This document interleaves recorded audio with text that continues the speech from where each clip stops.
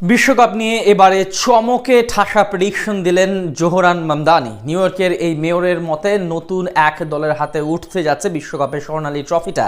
আর নিজের করা সাহসী প্রেডিকশন নিয়ে মামদানি জানান, বিশ্লেষণ করে নয় বরং হৃদয়ের টান থেকে এমন প্রেডিকশন করেছেন তিনি। কোন সেই দল মামদানির মতে যাদের হাতে উঠবে ফিফা বিশ্বকাপ, সে কথাই জানবো রিপোর্ট।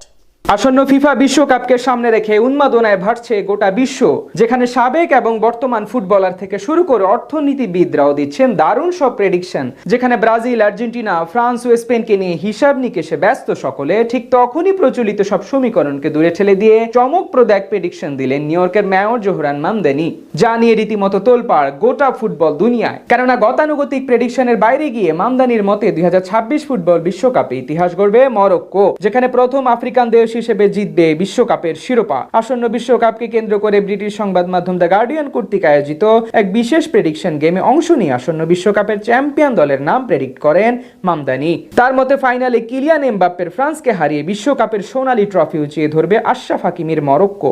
আর নিজের এই সাহসী পূর্বাভাসের ব্যাখ্যায় নিউ ইয়র্কের মেয়র বলেন, আমি বিশ্লেষণ করে নয় বরং হৃদয়ের টান থেকেই মরক্কোকে বেছে নিয়েছি। এ সময় 2022 কাতার বিশ্বকাপে মরক্কোর ঐতিহাসিক সেমিফাইনাল যাত্রাকেও তিনি নিজের বিশ্বাসের অন্যতম ভিত্তি হিসেবে উল্লেখ করেন। উল্লেখ্য যে আসন্ন বিশ্বকাপে সি গ্রুপে আফ্রিকান এই পরাশক্তির মূল প্রতিপক্ষ 5 বারের বিশ্ব চ্যাম্পিয়ন ব্রাজিল। এছাড়া গ্রুপ পর্বের বাকি দুটি ম্যাচে তারা মুখোমুখি হবে স্কটল্যান্ড ও হাইতির বিপক্ষে। কাতার বিশ্বকাপে চতুর্থ স্থান অর্জন করে ইতিহাস গড়ে মরক্কো তাই এবার দারুণ কিছু করবার স্বপ্ন দেখছে, যেখানে আশরাফ হাকিম, ইব্রাহিম দিয়াজ ও ইয়াসিন বুনুর মতো তারকারা রয়েছেন স্বপ্ন সারথীর ভূমিকায়। ক্লাব ফুটবলের নামি দামি সব দলে দুর্দান্ত নৈপুণ্য দেখানো এসব ফুটবলাররাই মূলত উত্তর আফ্রিকার দলটিকে আসন্ন বিশ্বকাপে আশা দেখাচ্ছে।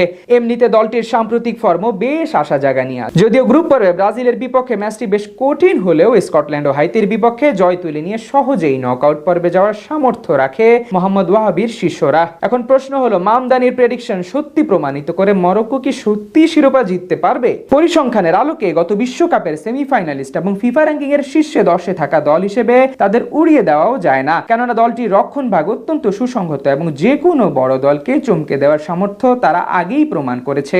তবে দল হিসেবে অতীত অভিজ্ঞতার অভাবে বিশ্বকাপ জেতার মতো ফেভারিট হিসেবে তাদের বিবেচনা করা কিছুটা কঠিন। উল্লেখ্য যে মামদানির ভবিষ্যৎবাণীর চমক শুধু মরক্কোতে সীমাবদ্ধ নয়। তার মতে রোনালদোর পর্তুগাল আসন্ন বিশ্বকাপে বেশি দূর যেতেই পারবে না। রাউন্ড অফ 32 থেকেই বিদায় নেবে ইউরোপের এই দলটি। উগান্ডায় জন্ম নেওয়া মার্কিন এই নেতা এ সময় ফুটবলের প্রতি নিজের আবেগের কথাও তুলে ধরেছেন। তিনি জানান, 2010 বিশ্বকাপে লুইস সুয়ারেজের বিতর্কিত হ্যান্ডবলের কারণে ঘানার বিদায় দেখে স্টেডিয়ামে তিনি ভেঙে পড়েন। এবারও ঘানাকে নিয়ে আশাবাদী বলে জানান তিনি। তবে বিশ্বকাপে আফ্রিকার এই দলটি খুব বেশি দূরে যাবে বলে মনে করছেন না নিউ ইয়র্কের এই মেয়র। তার পূর্বাভাস অনুযায়ী আফ্রিকার দলটি গ্রুপ পর্ব পেরিয়ে নক আউটে উঠবে, তবে দ্বিতীয় রাউন্ডে কলম্বিয়ার কাছে হেরে টুর্নামেন্ট থেকে বিদায় নেবে।